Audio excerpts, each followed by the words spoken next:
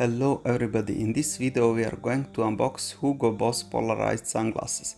As you can see, they come in this nice hard case, and inside you will find instruction manual, cloth for cleaning and the sunglasses itself.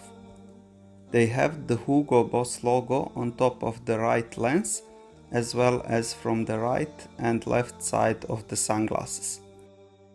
From the inside of the right arm, again we see the logo and that they are made in Italy. On the left inside arm, we see the model name and size of the lens, bridge and arms in millimeters.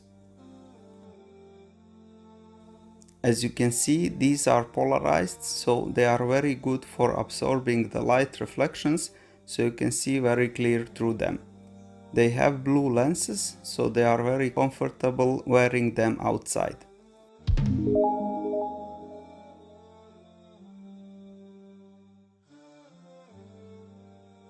Here you can see how they fit my face, but I personally prefer the look of the square sunglasses like you can see here.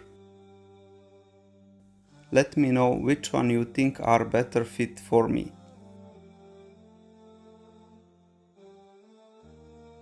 Overall, I am very satisfied with the look of this model. They look massive and high quality made, so they will be very durable.